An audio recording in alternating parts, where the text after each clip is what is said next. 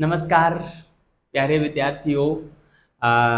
वैदिक काल की जानकारी के स्रोत हम पढ़ रहे थे और उसमें हमने एक बेसिक स्ट्रक्चर देखा कि आ, वैदिक काल की जानकारी के कौन कौन से स्रोत होते हैं, जिसको हमने दो भागों में बांटा। एक पुरातात्विक स्रोत, एक साहित्यिक स्रोत। फिर साहित्यिक स्रोतों को भी हमने दो भागों में बांटा, वैदिक काल का साहित्य और वैदिकेतर काल का साहित्य, है ना। और उसको भी हमने किस प्रकार से बांट बांट के और पूरा एकदम बढ़िया से पढ़ लिया था। ठीक है, तो उसके बारे में अब डिटेल से चर्चा आज हम करेंगे। आज की क्लास में हम पुरातात्विक स्रोतों को पूरा पढ़ लेंगे, फिर कल से जो हमारी क्लास होगी उसमें हम जो है साहित्यिक स्रोतों पे चले आएंगे। ठीक है, तो आप अच्छे से पढ़ रहे होंगे, अच्छे से नोट्स बना रहे होंगे, इतना मुझे विश्वास है। और आप जो है यदि टेस्ट सीरीज भी ज्वाइन करना चाहें तो आप टेस्ट सीरीज ज़रूर ज्वाइन करें, क्योंकि बिना टेस्ट दिए आपको पता ही नहीं चलेगा कि आप कितना कुछ पढ़ रहे हैं, कितना आपको याद हो रहा है। तो टेस्ट ज़रूर दें आप, है ना। और टेस्ट देने के लिए ये जो कॉन्टैक्ट नंबर आपको दिख रहे हैं स्क्रीन पर, उस पर आप मैसेज करें या कॉलिंग करें, तो मैं आपको सीधा टेस्ट सीरीज वाले जो व्हाट्सएप ग्रुप है उसमें जोड़ दूंगा। या फिर आपको स्पेशली भी मैं टेस्ट पेपर और ओएमआर शीट आपके व्हाट्सएप पे भेज दूंगा। आप उसका प्रिंट लेके टेस्ट दें और फिर जो ओएमआर शीट वो मुझे भेज दें, तो आपका रिजल्ट बना दूंगा। और उसके हिसाब से फिर आपको आंसर की भी मैं प्रोवाइड करवाऊंगा, उसमें डिटेल व्याख्या होगी, है ना। तो इस प्रकार से आप जो है अपनी तैयारी को एक नई धार दे सकते हैं, गजब की धार दे सकते हैं। ठीक है, क्योंकि पेपर में एक बहुत अच्छा लेवल का बनाता हूँ। आप पेपर को देखोगे तो आपको ये पता चलेगा कि मार्केट में आज तक ऐसी कोई टेस्ट सीरीज अभी तक नहीं आई है। ऐसा पेपर मैं बना रहा हूँ, उसमें कई सारी विशेषताएं हैं। मैं एक दो दिन में और टेस्ट सीरीज के ऊपर एक पूरा वीडियो लेके आने वाला हूँ, है ना, जिसमें ये भी बताऊंगा कि टेस्ट कैसे देना चाहिए, टेस्ट को कैसे अटेम्प्ट करें ताकि नेगेटिव कम हो। और और समय का मैनेजमेंट कैसे क्या होना चाहिए, है ना। और आंसर को कैसे निकाला जाए, एलिमिनेट मेथड क्या होता है, वो सब हम जानने वाले हैं। तो आप टेस्ट सीरीज से ज़रूर जुड़ें और जो नंबर दिख रहे हैं उस पर मैसेज करके और आप सीधे जुड़ सकते हैं। विद्यार्थियों, अब हम आते हैं सीधे वैदिक काल की जानकारी के स्रोत हम पढ़ेंगे, है ना। क्या पढ़ेंगे हम?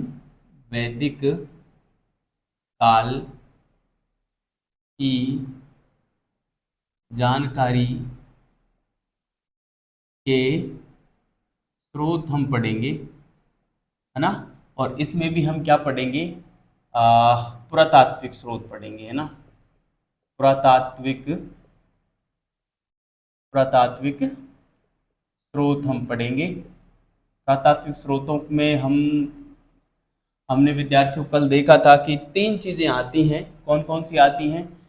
मैं यहाँ पे बात करूँ पुरातात्विक स्रोतों में जो सॉरी, पुरातात्विक स्रोतों में तीन चीजें आती हैं, उसमें एक तो आता है अभिलेख, है ना।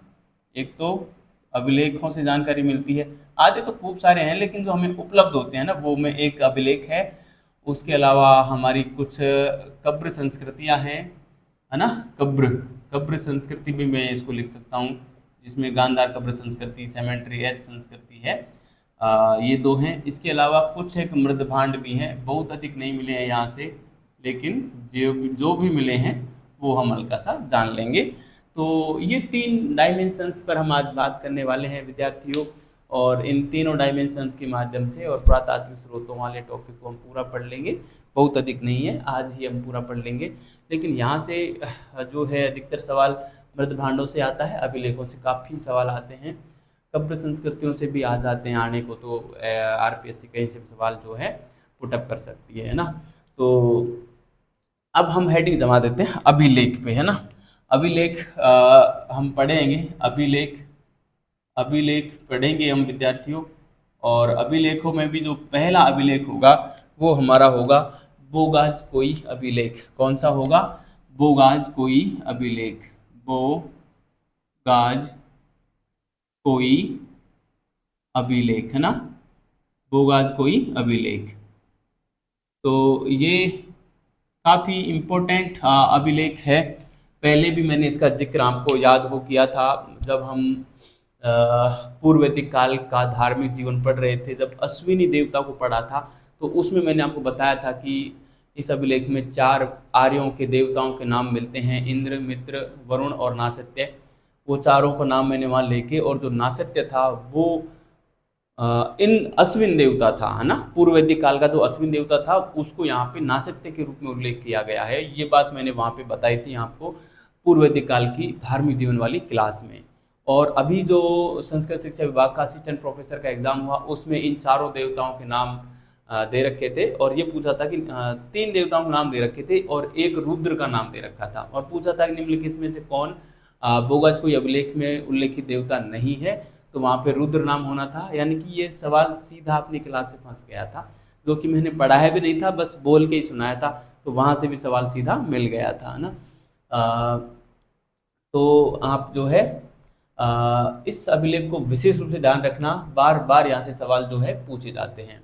अब मैं इसके बारे में एक बेसिक जानकारी जो है आप तक शेयर कर देता हूँ। देखो, बोगाज कोई अभिलेख जो है, बोगाज कोई एक जगह का नाम है जो कि मध्य एशिया का जो क्षेत्र है जिसको एशिया माइनर भी बोलते हैं, वहाँ पे मितन्नी वंश के शासकों का शासन चलता था, है ना। और मितन्नी जो राज्य था उसकी राजधानी का नाम था बोगाज कोई, है ना। तो वहाँ से ये अभिलेख मिला है, तो उस जगह के नाम पर ही इसको बोगाज कोई का अभिलेख कहते हैं। ठीक है, एक बात तो हुई ये। और मिट्टी की पट्टिका पर यह लिखा गया है सॉरी, मिट्टी की पट्टिका पर इस लेख को विद्यार्थियों लिखा गया है ना। इसके अलावा अब हम बात करें, ये तो थी इसकी बेसिक जानकारी, और इसका जो समय माना जाता है वो लगभग 1380 ईसा पूर्व माना जाता है ना, लगभग 1400 ईसा पूर्व, है ना। लगभग अधिकांश किताब 1400 ईसा पूर्व लिखते हैं, लेकिन एग्जैक्टली कई किताबें 1380 भी बताती हैं, तो लगभग 1380 का ये अभिलेख रहा है। अब इसमें जानकारी क्या मिलती है? इसमें जानकारी जो मिलती है वो दो शासकों के मध्य एक संधि हुई थी उसका जिक्र इसमें मिलता है ना।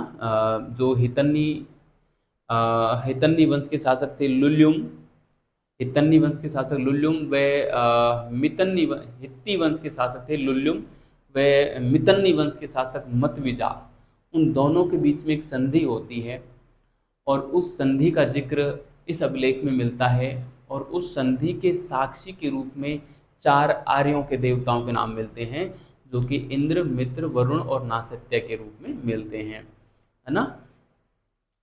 इंद्र को इंदारा लिखा है इस अभिलेख में, और मित्र को मित्र लिखा है, नासत्य को नास्तियान लिखा है, और वरुण को उरुवानास लिखा है, उरुवानास नाम से लिखा है। तो नासत्य या नास्तियान है वो हमारे वैदिक काल का सॉरी आश्विन देवता है ना। वैसे ये चारों ही आश्विन मतलब चारों जो देवता हैं वो हमारे वैदिक काल में हम पढ़ते हैं, हमारे यहाँ पे वैदिक काल में वेदों में इनका खूब नाम है ना। तो इससे ये अनुमान भी लगाया जाता है कि आर्य जो थे वो मध्य एशिया से भारत आए थे, क्योंकि मध्य एशिया के अभिलेखों में और इन लोगों का नाम है। वहाँ के युद्ध में, वहाँ कोई जो संधि हुई है, युद्ध के बाद कोई संधि हुई है, संधि युद्ध के बाद ही होती थी अधिकतर, तो संधि में साक्षी के रूप में जब यदि जिक्र मिला है देवताओं का, तो संभवतः ये देवता वहीं के रहे होंगे, और बाद में ये वहाँ से चल के और यहाँ भारत में आए होंगे, या वहाँ के जो लोग थे वो यहाँ पे आए होंगे भारत में ना, ऐसा माना जाता है। तो ये सब उद्भव वाली बात तो हमने उद्भव में बताई थी, कैसे ये मध्य एशिया के निवासी थे, उनका क्या सिद्धांत था, और वो सारी बातें हम वहाँ पे देख ली थी। आप लोग यदि नए जुड़े हैं तो उन क्लासों को ज़रूर देखना, तो आपको अच्छे से पूरी बातें जो है समझ में आ जाएंगी। ठीक है, इसके अलावा यहाँ से एक और चीज़ जानकारी, एक और चीज़ की जानकारी मिलती है कि जो देवता थे उनका मानवीकरण किया गया, है ना। मानव के रूप में, देखो चारों देवताओं का जिक्र किसी युद्ध, किसी संधि का साक्ष्य के रूप में मिल रहा है, यानी कि वो मानव रूप में थे, तो देवताओं के मानवीकरण की बात भी हमको यहाँ से मिल जाती है ना। तो ये सारी बातें हैं विद्यार्थियों बोगाज कोई अभिलेख के बारे में।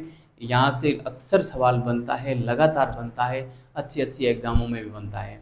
2015 का जो IAS प्री था उसमें बोगाज कोई अभिलेख से सीधे इन चारों देवताओं में से 2 देवताओं के नाम पेपर में लिखे थे, 2 किसी अन्य देवताओं के नाम लिखे थे, और फिर पूछा था कि बोगाज कोई अभिलेख से कौन कौन से देवताओं का जिक्र मिलता है ना। 2015 के आईएएस प्री में पूछा गया, नेट में काफ़ी बार पूछा जाता है। अभी हायर एजुकेशन वाला जो संस्कृत शिक्षा विभाग का असिस्टेंट प्रोफेसर का एग्जाम था 12 सितंबर को, उसमें भी चारों देवताओं में से 3 देवताओं के नाम दे रखे थे और एक देवता का नहीं था, उसकी जगह रुद्र का डाला हुआ था, तो उस हिसाब से पूछ लिया है ना। तो यहाँ से लगातार सवाल बनता है, तो आपको अच्छे से पढ़ना है। मैं अब इसके बारे में कुछ बातें जो कुछ क्या महत्वपूर्ण सभी बातें यहाँ पे लिख देता हूँ। सबसे पहली बात सॉरी, इसकी खोज जो की थी वो थियोडोर मकरीडी व विंकलर नाम के एक विद्वान थे। उन्होंने करीब 1900 और जो है 6 में 1906 में की थी। जेम्स विंकलर व थियोडोर मकरीडी ने की थी, है ना। तो मैं इस बात को यहाँ पे लिखना चाहूँगा विद्यार्थियों, यहाँ पे लिखना चाहूँगा इसकी इसकी खोज 1906 ईस्वी में थियोडोर मकरीडी व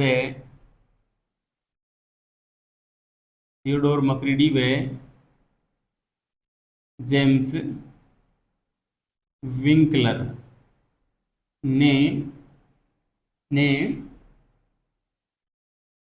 मध्य एशिया अथवा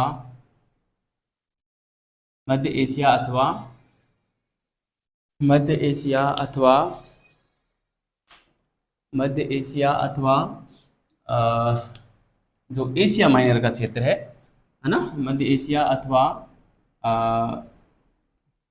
एशिया माइनर,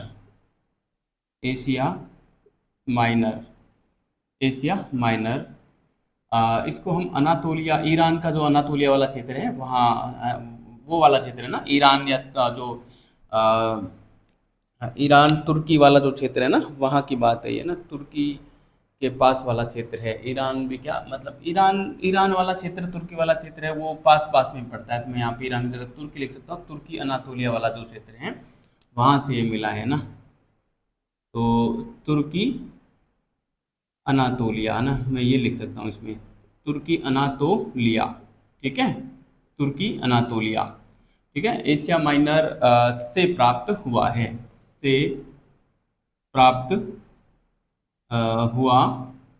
है ना, से प्राप्त हुआ है। और इसका जो विद्यार्थियों समय जो माना गया है वो 1388 बीसी माना गया, 1380 बीसी माना गया है, या कुछ किताबें 1400 बीसी, लगभग 1400 बीसी लिख देती हैं उसको राउंड फिगर में, ठीक है। तो हमें यहाँ पे लिखना चाहूँगा इसका समय 1380 बीसी। तो यहाँ पे लिख सकते हैं लगभग कितनी, 1400 बीसी। अधिकतर किताबें ये 1400 बीसी लिखती हैं। का माना गया है ना, ये समय इसका विद्यार्थियों माना गया है।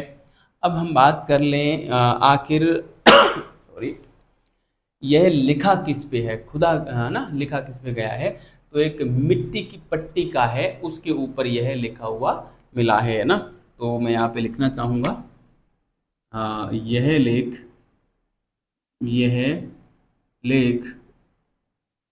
मिट्टी की पट्टिका पर लिखा गया है या लिखा मिला है ना, मिट्टी की पट्टिका पर जो है लिखा मिला है, ठीक है। अब इसमें जानकारी क्या मिलती है कि इसमें जो जानकारी मिलती है वो मैंने अभी बोल के बताई, मैं बार बार बोल के नहीं बताऊंगा, सीधा लिख देता हूँ यहाँ पे, है ना। अब मैं यहाँ पे सीधा लिखता हूँ कि इसमें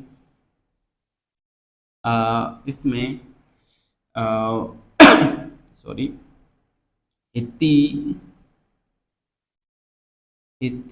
वंश के शासक लुल्युम व मितन्नी वंश के शासक, मितन्नी वंश के शासक मतविजा मतविजा के मध्य हुई संधि के मध्य हुई संधि के मध्य हुई संधि का उल्लेख मिलता है, का उल्लेख मिलता है ना। लिल्युम व मितन्नी सॉरी हित्ती वंश के शासक, देखो ये नाम आपको ध्यान रखने हैं, ध्यान रखना विद्यार्थियों, ये बार बार पूछते हैं कौन से वंश का शासक कौन था ना, ये शासक का नाम भी और जो है ये वंश का नाम भी दोनों ही आपको ध्यान रखना है, ठीक है। ये दोनों शासक और इनका वंश ध्यान रखना है, ठीक है। किन किन के सीधा पूछ लेते हैं कौन से वंशों के मध्य, तो हित्ती वंश और मितन्नी वंश, और शासक पूछे तो लुल्युम और मतविजा, दोनों के मध्य में ये संधि हुई थी और इस संधि के साक्षी के रूप में 4 आर्य देवताओं का जिक्र मिलता है ना। आगे लिखेंगे उल्लेख मिलता है और इस संधि के साक्षी के रूप में है ना, इस संधि के साक्षी के रूप में, इस संधि के साक्षी के रूप में 4 आर्य देवताओं का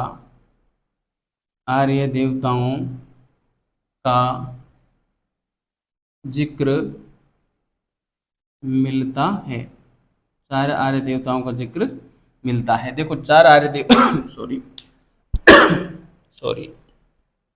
4 आर्य देवता कौन कौन से हैं उसके उनके मैं नाम लिखना चाहूँ तो यहाँ पे एक नाम तो मिल जाता है हमें इंद्र का, है ना। इंद्र, जिसको क्या लिखा गया है, इंदारा लिखा गया है, क्या लिखा गया है, इंदारा लिखा गया है, ठीक है। इंद्र को इंदारा, ये रे है, आप समझ ही जाओगे। और अब तो काफ़ी क्लासें हो गई हैं, करीब 90 की समथिंग क्लास अपलोड कर चुका हूँ, तो उसमें से करीब अपने सारी इतिहास से ही संबंधित मैं तो अपलोड करता हूँ, अन्य ये फालतू के वीडियो बनाता ही नहीं हूँ, है ना। तो आपको मेरी लेख जो है अब समझ में आ गई होगी कि मैं कौन से शब्द को किस प्रकार से लिखता हूँ ना, तो आप समझ ही जाते होंगे। इंद्र को इंदारा लिखा है, वरुण को लिखा है इन्होंने उरुनास, उरुनास उरुनास लिखा है, उरुवानास लिखा है, सॉरी उरुवानास लिखा है, उरुवानास, ठीक है, उरुवानास, ठीक है, उरुवानास लिखा है। इसके अलावा तीसरे नंबर पे मैं बात करूं तो नासत्य को नास्तियान लिखा है, नास्तियान, है ना, नास्तियान लिखा है, ठीक है। और एक बचे हमारे मित्र को मित्र लिखा है, ना, ठीक है, मित्र को मित्र लिखा है। तो सॉरी, इस प्रकार से इन 4 देवताओं का जिक्र विद्यार्थियों इस अभिलेख में, भोगाजकोई अभिलेख में हमको मिलता है। ये जो नासत्य हैं, ये नासत्य ही अश्विन देवता हैं हमारे ऋग्वैदिक काल के, है ना। ये जो देवता हैं विद्यार्थियों, ये जो देवता हैं नासत्य या नास्तियान, ये कौन से देवता हैं, अश्विन देवता ही हैं ये, है ना, ये अश्विन ही देवता हैं, ठीक है, ये अश्विन देवता ही हैं, ठीक है ना। इंद्र वरुण का तो नाम सीधा ही मिलता है, मित्र वगैरह का भी इतना बहुत बड़ा रोल था नहीं वैदिक काल में, तो फिर भी इसका जिक्र जो है मिलता है, और मित्र को भी वैदिक आर्यों का देवता माना गया है, ठीक है। अब इन बातों से हमें क्या जानकारी मिलती है, क्या निष्कर्ष निकालते हैं विद्यार्थियों, तो इनसे हम 2-3 चीज़ें निकालते हैं। एक तो ये कि आर्य जो थे मध्य एशिया के निवासी थे, है ना। इस बात से हम क्या जानकारी मिलती है कि आर्य जो थे मध्य एशिया के निवासी थे।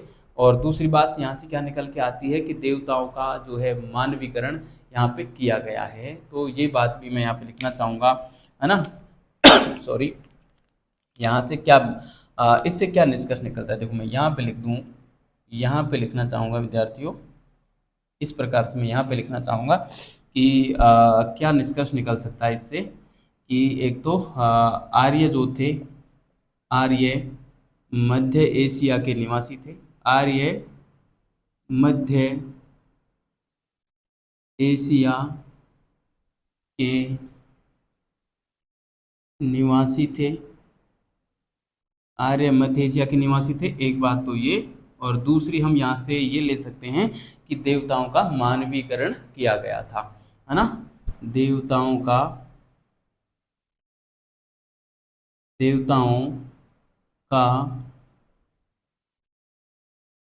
मानवीकरण किया गया था। देवताओं का मानवीकरण किया गया था, तो ये बात भी यहाँ से निकल कर आती है। तो विद्यार्थियों, ये था हमारा बोगास कोई अभिलेख, ठीक है। जो यहाँ पे लगभग जो बोगास कोई अभिलेख की जो बातें थी वो सारी बातें मैंने यहाँ पे आपसे कर ली हैं, है ना। एक चीज़ मैं शायद यहाँ पे लिख नहीं पाया हूँ, बोगास कोई जो था वो ये जो मितन्नी राज्य है, मितन्नी वंश, इसकी राजधानी जो थी वो बोगास कोई थी, है ना। बोगास कोई मितन्नी वंश की राजधानी थी। तो मैं यहाँ पे लिख देता हूँ, आप अपने कॉपी में, अपने रजिस्टर में कहीं भी जहाँ पे जगह मिले वहाँ पे लिख देना कि बोगास कोई मितन्नी वंश की राजधानी थी, है ना। बोगास कोई, बोगास कोई क्या थी, मितन्नी वंश की राजधानी थी, है ना। मितन्नी वंश की जो थी राजधानी थी, है ना। मितन्नी वंश की राजधानी थी ये, ठीक है। बोगास कोई क्या थी, मितन्नी वंश की राजधानी थी। तो इसके साथ ही अब विद्यार्थियों हमारा जो है ये जो बोगास कोई का अभिलेख है ये पूरा होता है। आप इसको उतारें अच्छे से और बढ़िया से नोट्स बना लिए होंगे, ठीक है। अब मैं इसको मिटा रहा हूँ और अगली स्लाइड पे आ रहा हूँ, आप इसका स्क्रीनशॉट ले लें। और अब हम पढ़ते हैं दूसरा अभिलेख जो कि किक्कुली का अभिलेख है, और एक हम पढ़ेंगे कस्सी का अभिलेख। बहुत अधिक मैटर नहीं है उनमें, और छोटी छोटी सी बातें हैं, फिर हमारा जो है अभिलेख वाला पोर्शन पूरा हो जाएगा, ठीक है। आप इसको उतार लें, मैं इसको मिटा रहा हूँ। सॉरी। तो प्यारे विद्यार्थियों, ये जो है बोगस कोई का अभिलेख, यहाँ से अक्सर सवाल बनते हैं, है ना। आप इसे विशेष रूप से ध्यान रखें, बहुत बार पढ़ें, तब जाके चीज़ें जो हैं याद होती हैं। और इसमें बस 2-3 चीज़ें आपको अभी तक जो हैं याद विशेष रूप से रखनी है, ज़्यादा कुछ है नहीं, लेकिन एक सवाल यहाँ से बन जाता है, अक्सर बन जाता है ना, तो आप अच्छे से ध्यान रखना। दूसरा जो अभिलेख अब मैं डाल रहा हूँ, दूसरा अभिलेख है विद्यार्थियों हमारा किक्कुली अभिलेख। किक्कुली अभिलेख जो है वो हम यहाँ से पढ़ने वाले हैं। किक्कुली अभिलेख, किक्कुली भी एक जगह का नाम है विद्यार्थियों, जो बोगास कोई था, बोगास कोई जो जगह थी उसके पास में ही किक्कुली था। और सॉरी, किक्कुली का जो शिलालेख अभिलेख था ये भी 1906 में खोजा गया था। और दरअसल किक्कुली उन लोगों को बोला जाता था जो घुड़सवार थे, उनको प्रशिक्षण देने का काम जो करते थे। घुड़सवारों को प्रशिक्षण देने वाले जो लोग थे वो किक्कुली कहलाते थे। तो उनका ये अभिलेख है जो कि बोगास कोई के पास से करीब 1906 में ये खोजा गया था। खोजने वाले कौन थे इसका जिक्र तो खैर नहीं मिला मेरे को, लेकिन ये उस समय का ही है ना। लगभग जो है 1906 में खोजा गया था, बोगास कोई के पास से खोजा गया था। इसमें जो जानकारी मिलती है विद्यार्थियों वो मिलती है, एक तो ये जो किक्कुली के जो लोग थे इन्होंने सॉरी, मितन्नी वंश के जो लोग थे उन्होंने यहाँ पे इस क्षेत्र को जो है और घोड़ों के माध्यम से करीब 214 दिन में और इस वाले क्षेत्र को पूरे को जीत लिया था युद्ध के लिए, है ना। युद्ध के द्वारा जो है युद्ध हेतु यह दूरी इन्होंने तय की थी 214 दिन में, है ना। और यहाँ से जो जानकारी है वो हमें ये मिलती है कि आर्य जो थे वो घुड़सवारी में निपुण थे, घुड़सवारी उनको आती थी, है ना। घुड़सवारी की बात जो है यहाँ से मिल जाती है। इसके अलावा क्योंकि आर्यों का प्रिय पशु जो था वो घोड़ा था, है ना। और घोड़ा चूंकि मध्य एशिया की ये बात है, मध्य एशिया में से ये मिला है ना। तो इस हिसाब से भी जो आर्य नज़र आते हैं वो मध्य एशिया के नज़र आ रहे हैं ना, क्योंकि देखो घोड़े से परिचित मध्य एशिया के लोग हैं। और आर्यों का भी प्रमुख पशु घोड़ा है। तो उस हिसाब से, चूंकि घोड़ा सबसे प्राचीन जो घोड़े के साथ मिलते हैं ना, भारत में नहीं मिलते, भारत से बाहर के मिलते हैं। यहाँ तक कि मध्य एशिया वाला जो क्षेत्र है वो क्षेत्र घोड़े से परिचित भारत से पहले हो गया था। तो उस हिसाब से भी आर्य जो हैं मध्य एशिया के नज़र आते हैं ना। और सबसे जो सर्वमान्य मत है वो भी मध्य एशिया वाला ही है, हमने बहुत बढ़िया तरीके से पढ़ रखा है। तो कहने का मतलब एक जानकारी तो ये मिल जाती है कि आर्य जो थे वो घोड़ों से परिचित थे, घुड़सवारी से परिचित थे, वो जानकारी मिल जाती है। इसके अलावा कुछ ऐसी संख्याएं मिलती हैं विद्यार्थियों, कुछ ऐसी संख्याएं मिलती हैं जो कि आर्यों की और ईरानियों की दोनों की समान, दोनों में समान रूप से प्रचलन में थी। जैसे एक वर्तन है, तेर वर्तन है ना, पंच वर्तन है, सत वर्तन है, इस प्रकार की शब्दावली भी हमको देखने को मिलती है। तो ये बात है इस किकुली अभिलेख में जो मैंने अभी बोल के सुनाई। अब मैं इस बात को लिख देता हूँ, ठीक है। तो सॉरी, सबसे पहले तो जो है मैं लिखना चाहूँगा इसकी खोज के बारे में कि इसकी खोज 1906 ईस्वी में बोगाज कोई के पास से ही की गई। बोगाज कोई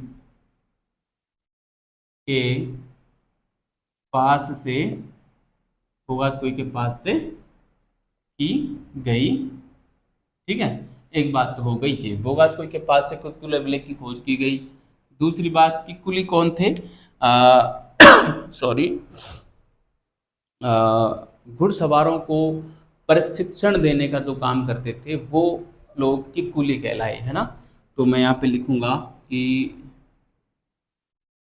घुड़सवारों घुड़सवारों को प्रशिक्षण घुड़सवारों को प्रशिक्षण देने वाले किकुली कहलाए, है ना, किकुली कहलाए, है ना।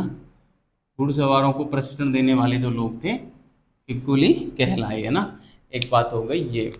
इसके अलावा मैं बात करूं विद्यार्थियों यहाँ पे, तो जो है यहाँ के जो घुड़सवार थे उन्होंने और युद्ध हेतु घोड़ों द्वारा यह जो क्षेत्र था वो लगभग 214 दिन में तय किया था ना। ये जो जहाँ से ये अभिलेख मिला है वो वाला क्षेत्र है ना, ठीक है। तो हम यहाँ पे लिखेंगे कि यहाँ के लोगों ने, मैं लिखूं कि यहाँ के घुड़सवारों ने, यहाँ के घुड़सवारों ने यहाँ के घुड़सवारों ने युद्ध हेतु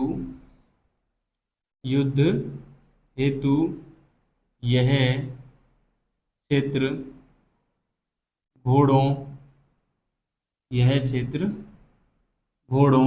से लगभग 214 दिन में प्राप्त किया, लगभग 214 दिन में प्राप्त किया, है ना, लगभग 214 दिन में प्राप्त किया। अब देखो विद्यार्थियों, यह लाइन भी है ना कहीं आर्यों को मध्य एशिया का साबित कर रही है, क्योंकि देखो आर्यों का प्रिय पशु क्या था? घोड़ा था। और घोड़े से घोड़े की बात कर रहे हैं ये लोग, है ना, घुड़सवारी की बात कर रहे हैं, घोड़ों से है जो लगभग 214 दिन में, और इस दूरी को तय करने की बात कर रहे हैं। उसके अलावा मैं आपको बताऊं, युद्ध हेतु, है ना, और आर्य जो थे युद्ध प्रिय थे, है ना, मैंने वहां पे लिखवाया है। आर्य जो थे शांति प्रिय नहीं थे। सिंधु घाटी सभ्यता के जो लोग थे शांति प्रिय थे, लेकिन वैदिक सभ्यता के लोग युद्ध प्रिय थे, है ना। और युद्ध हेतु इन्होंने इस क्षेत्र को है जो प्राप्त किया, तो देखो युद्ध प्रिय हो गए, है ना। तो ये सारी बातें दर्शा रही है कि कहीं ना कहीं आर्य जो थे मध्य एशिया के निवासी थे, है ना, क्योंकि लिखित साक्ष्य जो होता है ना, जो पुरातात्विक स्रोत होते हैं वो ऑथेंटिक माने जाते हैं। एक बात हो गई ये, है ना। इसके अलावा विद्यार्थियों यहाँ से जो जानकारी मिलती है वो हम अब इससे ये निष्कर्ष निकाल सकते हैं कि आर्यों को एक तो घुड़सवारी पसंद थी, और दूसरी चीज़ जो संख्या में समानता मिलती है वो बात और हम इसमें लिखना चाहेंगे, है ना। इससे हम क्या निष्कर्ष निकाल सकते हैं कि आर्यों को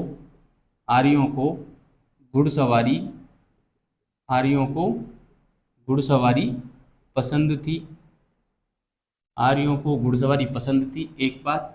और एक हम लिखेंगे कि इसमें इसमें कुछ संख्याएं इसमें कुछ संख्याएं ऐसी मिलती हैं, ऐसी मिलती हैं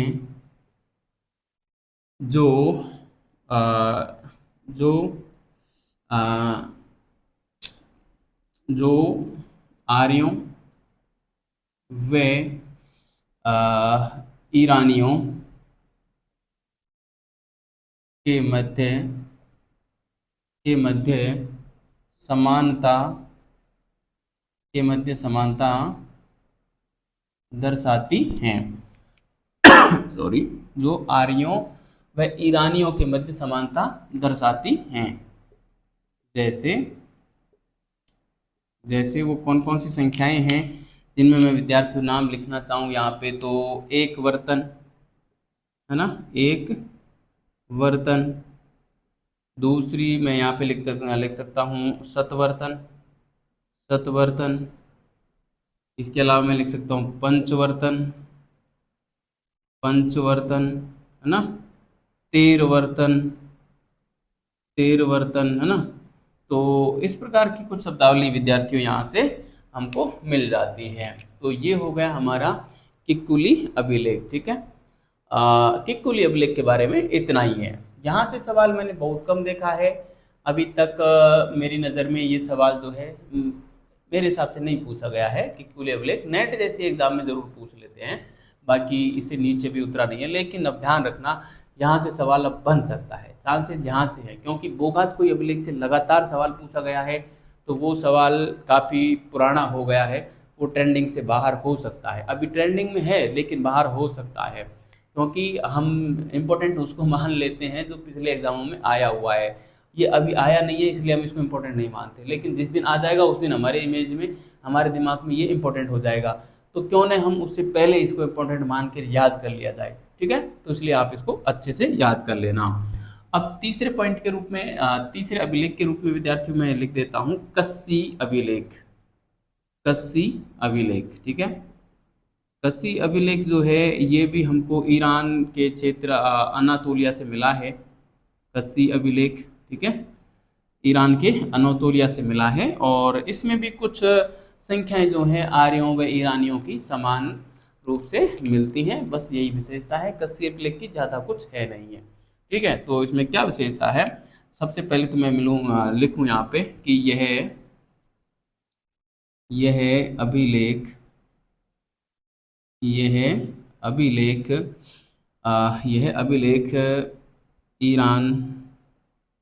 ईरान का जो अनातोलिया है ना, अनातोलिया, ईरान के अनातोलिया लिख देता हूँ से मिला है। ठीक है, ईरान के अनातोलिया से मिला है, एक बात हो गई ये। और दूसरी मैं इसमें लिखना चाहूँ तो हम लिखेंगे कि इसमें भी कुछ संख्याएं आर्यों व ईरानियों की समान मिलती हैं। ठीक है, आर्यों व ईरानियों की जो है समान मिलती हैं। तो सॉरी, ये था प्यारे विद्यार्थियों कस्सी अभिलेख, और कस्सी में बस इतना ही है। और जो अभिलेख वाला पोर्शन था वो विद्यार्थियों यहाँ पे हमारा पूरा हो जाता है। ठीक है, आप इसका स्क्रीनशॉट ले लें, उतार लें, या फिर जो है इसको उतार ही लिया होगा आपने। ठीक है, मैं इसको मिटा देता हूँ, और अब हम कब्रों की बात कर लेते हैं और मृत भांडों की बात कर लेते हैं। बहुत बड़ा नहीं है, छोटी छोटी बातें हैं, तो वो बहुत जल्दी हो जाएंगे। ठीक है, मैं इसको मिटा रहा हूँ विद्यार्थियों, आपने उतार लिया होगा ऐसी मुझे आशा है। ठीक है, तो ये हमारे अभिलेख वाले जो भाग थे वो पूरे हो गए। ध्यान रखना विद्यार्थियों, फिर मैं कह रहा हूँ अभिलेखों से लगातार सवाल जो है आता है। बोगासकोई अभिलेख से तो बहुत बार आया है। दूसरे नंबर पे हम पढ़ेंगे, पहले नंबर पे अभिलेख पढ़ा, दूसरे नंबर पे हम पढ़ेंगे कब्र। कब्रों में विद्यार्थियों दो प्रकार की संस्कृति हमें यहाँ पे देखने को मिलती है, एक गांधार कब्र संस्कृति और एक सेमेंट्री एच संस्कृति। तो देखो दोनों में क्या क्या है मैं यहाँ पे लिखना चाहूँगा। देखो मैं यहाँ पे लिखूँ यहाँ से प्रमुख रूप से दो कब्र संस्कृतियाँ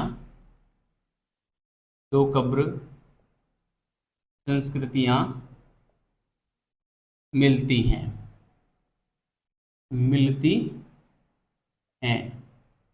दो कब्र संस्कृतियाँ मिलती हैं। देखो दो कौन कौन सी हैं मैं यहाँ पे लिखना चाहूँ तो देखिए, एक तो हमारी हो जाएगी गांधार कब्र संस्कृति, है ना, गांधार कब्र संस्कृति, ठीक है। और एक हमारी हो जाएगी सॉरी सेमेंट्री एच संस्कृति। इसके बारे में मैं कुछ बता चुका हूँ आपको पहले। एच संस्कृति भी इसको बोलते हैं, एच संस्कृति, ठीक है। सेमेंट्री एच संस्कृति को मैं वैदिक सभ्यता में आपको पहले पढ़ाया भी हूँ, है ना। वैदिक सभ्यता में नहीं, इसको मैंने पढ़ाया है आपको हड़प्पा सभ्यता में पढ़ाया था, आपको याद होगा। सॉरी, मतलब इसको तो क्या मतलब वहाँ पे सेमेंट्री संस्कृति का मैंने जिक्र आपको किया था, ठीक है। अब देखिए गांधार कब्र संस्कृति में तो हमें विद्यार्थियों जो साक्ष्य मिले हैं, मृदभांड मिले हैं, यहाँ से ग्रेवेयर टाइप के मृदभांड मिले हैं, यानी कि धूसर मृदभांड मिले हैं, जिनका जो समय माना जाता है वो ऋग्वैदिक काल का समय माना जाता है। और मतलब अधिकांश जो मृदभांड हैं वो पूर्व वैदिक काल के हैं, है ना। और इसका जो टाइम माना जाता है वो लगभग 1400 बीसी से 800 बीसी का जो है यहाँ पे माना जाता है। और यहाँ से कुछ जो घोड़े थे उनकी अस्थियों के साथ भी मिले हैं। बस इसमें ज़्यादा कुछ है नहीं, इतना ही है, उसमें भी उतना ही है, बहुत ज़्यादा नहीं है। देखो इसमें क्या मिला है हमें, एक तो मैं यहाँ पे लिखना चाहूँ कि इसका संबंध जो है वो पूर्व वैदिक काल वो ऋग्वैदिक काल भी बोलते हैं ना, लेटर वैदिक एज, सॉरी अर्ली वैदिक एज, है ना, पूर्व वैदिक काल से है, से था लिख देता हूँ या है जो भी है, ठीक है। संबंध की बात हो गई। समय की मैं बात करूँ, समय तो ये 1400 बीसी से और 800 बीसी का समय माना जाता है, ठीक है। मिला क्या है हमें यहाँ से जो मिले हैं विद्यार्थियों, दूसर मृदभांड मिले हैं, दूसर मृदभांड, है ना, दूसर मृदभांड जिसको हम ग्रेवेयर भी बोलते हैं ना, ग्रेवेयर, ठीक है, अंग्रेजी में ग्रेवेयर बोलते हैं, स्पेलिंग आप लिख लेना। और दूसर मृदभांड हो गए। इसके अलावा घोड़ों की, है ना, अस्थियां मिली हैं, घोड़ों की अस्थियों के साक्ष्य मिले हैं, घोड़ों की अस्थियों के साक्ष्य मिले हैं, घोड़ों की अस्थियों के साक्ष्य मिले हैं। तो गांधार कब्र संस्कृति यहाँ पे हो गई। इसको हम जो है पूर्व वैदिक कालीन पूर्व वैदिक कालीन कब्र संस्कृति भी बोलते हैं, है ना। तो मैं यहाँ पे लिख सकता हूँ इसको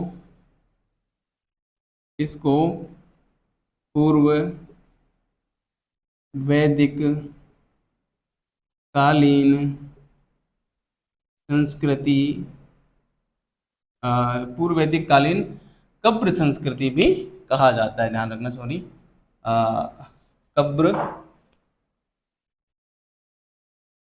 कब्र संस्कृति भी कहा जाता है, ठीक है। इसको पूर्व वैदिक कालीन कब्र संस्कृति भी कहा जाता है। ये है गांधार कब्र संस्कृति। सेमेंट्री एज संस्कृति की बात करें तो इसके जो साक्ष्य हैं वो सर्वप्रथम हमें हड़प्पा से मिलते हैं ना। इसके जो सर्वप्रथम साक्ष्य, है ना, सर्वप्रथम साक्ष्य कहाँ से मिले हैं, हड़प्पा से मिले हैं। मैंने हड़प्पा में आपको करवाया भी था, आप देखना, जाके वापस रजिस्टर उठाना, पन्ने पलटना अपने रजिस्टर के, या फिर पन्ने पलटने की आवश्यकता नहीं होगी, आपको पूरा अच्छे से याद होगा। ठीक है, सर्वप्रथम साक्ष्य हड़प्पा से मिले हैं, और जो है अ, इसका जो संबंध है वो जो सॉरी पेंटेड ग्रे वेयरों से रहा है। जो मृदभांड थे वो यहाँ पे कैसे मिले हैं, जो है पेंटेड ग्रे वेयर टाइप के मृदभांड यहाँ से मिले हैं। मतलब जो आरंभिक मृदभांड थे वो पेंटेड ग्रे वेयर थे, लेकिन अधिकांश जो मृदभांड मिले वो यहाँ से भी ये वाले मिले थे, ग्रे वेयर धूसर मृदभांड मिले थे, है ना। ठीक है, यानी कि पहले जो साक्ष्य मिले वो बाद के काल के थे, उत्तर वैदिक काल के साक्ष्य पहले मिले, लेकिन अधिकांश साक्ष्य हमें पूर्व वैदिक काल के मिले। मृदभांड ही मिले हैं, साक्ष्य तो क्या मिले, है ना। तो मृदभांडों में देखिए क्या है बात, यहाँ की मुख्य विशेषता क्या है, कंफ्यूज मत होना, मामला थोड़ा सा उल्टा सा नजर आता है कि यहाँ से आरंभिक मृदभांड जो मिले, आरंभिक साक्ष्य लिख देता हूँ, आरंभिक साक्ष्य उत्तर वैदिक काल के, उत्तर वैदिक काल के, है ना। आरंभिक मृदभांड तो उत्तर वैदिक काल के, जबकि अधिकांश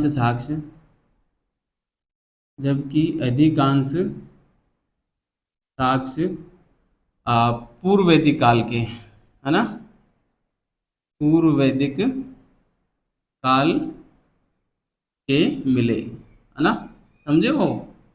मतलब उत्तर वैदिक काल के साक्ष्य पहले मिले, शुरुआत में जो साक्ष्य मिले वो उत्तर वैदिक काल के थे, जबकि अधिकांश जो साक्ष्य मिले वो पूर्व वैदिक काल या ऋग्वैदिक काल के थे। ये बात यहाँ पे है। ठीक है, आपको समझ में आ गया होगा अच्छे से, आप दोनों बातों को अच्छे से ध्यान रखना। कई बार यहाँ से भी सवाल जो है पुटअप हो जाता है, बन जाता है, उठा लिया जाता है। ठीक है, तो ये हमारे जो है विद्यार्थियों कब्र हो गई। ठीक है, अब मैं बात कर लेता हूँ यहाँ से जो मृदभांड मिले हैं उसकी बहुत अधिक नहीं है। मृदभांडों में मैं एक तीसरा पॉइंट यहीं पे लिख देता हूँ, मृदभांड, है ना। मृदभांडों की विद्यार्थियों में बात करें तो देखो, वैदिक काल का मृदभांड पूछें आपसे कि वैदिक काल में जो मृदभांड थे वो कैसे थे। वैदिक काल, यदि संपूर्ण वैदिक काल की बात करें, वैदिक काल केवल ये लिखा हो कि वैदिक काल में मृदभांड कैसे थे, तो यहाँ पे आपको जवाब देना है विद्यार्थियों सॉरी चित्रित धूसर मृदभांड, पेंटेड ग्रे वेयर, है ना। चित्रित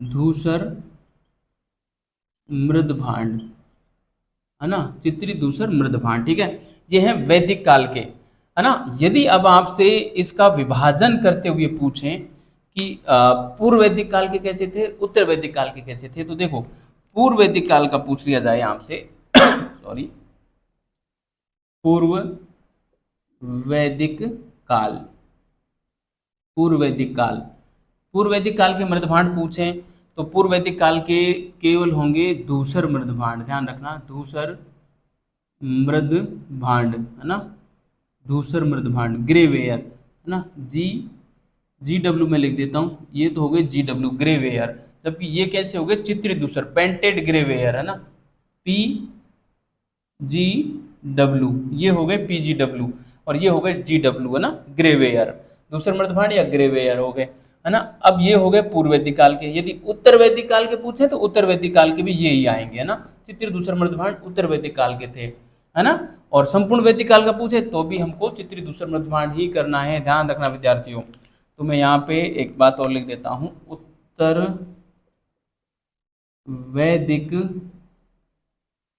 वैदिक काल के जो मृदभांड थे वो हमारे थे चित्रित दूसर मृदभांड, चित्रित धूसर, चित्रित धूसर मृदभांड, है ना, चित्रित धूसर मृदभांड। ठीक है, तो ये आपको विद्यार्थियों ध्यान रखना है। और इसके साथ ही जो है हमारा ये जो वैदिक काल का जो जानकारी के पुरातात्विक स्रोत थे वो विद्यार्थी हमने यहाँ पे पूरे पढ़ लिए हैं। इस बात को आप अच्छे से ध्यान रखना। यहाँ से सवाल बार बार पूछा जाता है, बहुत बार पूछा गया है यहाँ से सवाल, ठीक है, तो आप इसको जरूर ध्यान रखना। और इसी के साथ विद्यार्थियों हमारा वैदिक काल की जो पुरातात्विक स्रोत थे वो यहाँ पे पूरे हो जाते हैं। विद्यार्थियों एक चीज मैं आपसे करेक्शन करवाना चाहूंगा, एक गलती मेरे से हुई थी जब हम पढ़ रहे थे उत्तर वैदिक काल का धार्मिक जीवन पढ़ रहे थे, तो उसमें मैंने आपको जो राजनीतिक यज्ञ करवाए थे उसमें एक यज्ञ करवाया था राजसूय यज्ञ। राजसूय यज्ञ जो कि साल भर तक चलता था, और इसमें जो है एक जो है वरुण देवता की सबसे पहले पूजा की जाती थी, और वरुण देवता के बाद जो दूसरे नंबर पे जो देवता की पूजा की जाती थी वो मैंने वहां पे आपको रुद्र लिखवाया है। उस रुद्र को आप काट कर इंद्र कर देना, वहां पे इंद्र की पूजा होती थी, रुद्र की नहीं होती थी, है ना। ये करेक्शन आपको करना है। ये करेक्शन मुझे अपने ही एक स्टूडेंट ने बताया था, नीतू ने बताया था। नीतू लगातार जो है जितने भी मैंने आपको अभी तक करेक्शन करवाए हैं, 5-7 करेक्शन, मुश्किल से 5-7 गलतियाँ हुई हैं, करीब 80 क्लास में आपको पढ़ा चुका हूँ, इसमें 5 या 6 गलतियाँ या 7 गलतियाँ मैक्सिमम हुई हैं। उसमें से अधिकांश गलतियाँ जो सुधरवाई हैं वो नीतू ने सुधरवाई हैं, 1-2 किरण ने भी सुधरवाई हैं ना। तो ये काफ़ी गहराई से पढ़ते हैं, अच्छे से पढ़ते हैं ये दोनों। और भी हैं, अंशु काफ़ी बढ़िया पढ़ रही हैं, और भी कई लोग हैं, रमेश हैं, वो भी बेहतरीन तरीके से पढ़ रहे हैं, है ना। तो आप इस प्रकार से जो है मेरी कमियों को आप मुझे बताते जाएं, तो मैं अपने आप को जो है इस लेवल पे निखार सकूं और अपना एक लेटेस्ट वर्जन आप लोगों के समक्ष ला सकूं। इसलिए मैं जो है आपसे लगातार कहता हूं कि आप कमेंट किया करें, आप मेरा वास्तविक चरित्र चित्रण करें। ऐसा ना सोचें कि हम सर में कमी निकालेंगे इस पर नाराज़ हो जाएंगे, 1% भी नहीं होऊंगा, क्योंकि मुझे कमियां स्वीकार हैं। देखो इंसान को खुद को अपनी कमी नज़र नहीं आती, है ना, और इंसान हमेशा दूसरे में तो फिर भी देख लेता है। तो आपको जो मेरी अच्छाइयाँ दिख रही हैं वो तो खैर ठीक है, आप लिखते ही हो, लेकिन कमियों को जरूर लिखा करो। कमियों को लिखोगे तभी तो मैं है जो अन्य लोगों से टक्कर ले पाऊंगा, और मैं बेहतर करूंगा आप लोगों के लिए, ना। तो इसलिए आप जरूर लिखें। और करेक्शन क्या करना है, देखो मैं यहाँ पे थोड़ा सा बताना चाहूँगा करेक्शन, ठीक है, यहाँ पे मैं बता देता हूँ, इतना बड़ा है नहीं, लेकिन आपको लिखना है सीधा राजसूय यज्ञ पे जाना है। राजसूय यज्ञ जो करवाया था, राजसूय यज्ञ, इसमें मैंने आपको करवाया था कि पहले तो वरुण देवता की पूजा होती है और दूसरे देवता के रूप में इंद्र की पूजा होती है ना। इसमें मैं लिखूंगा कि दूसरे देवता के रूप में इंद्र की पूजा होती है ना, इंद्र की पूजा होती है ना, इंद्र की पूजा होती है। मैंने इसमें रुद्र लिखवा दिया था ना, तो रुद्र नहीं है, ध्यान रखना क्या नहीं है, ये मैंने रुद्र लिखवा दिया था जो कि गलत है, ठीक है, रुद्र लिखवा दिया था जो कि गलत है, मैंने रेड पेन से लिखा है, खतरे का निशान है, ठीक है। तो ये था प्यारे विद्यार्थियों करेक्शन। तो बहुत बहुत धन्यवाद विद्यार्थियों, अच्छे रहिए, मस्त रहिए और पढ़ते रहिए।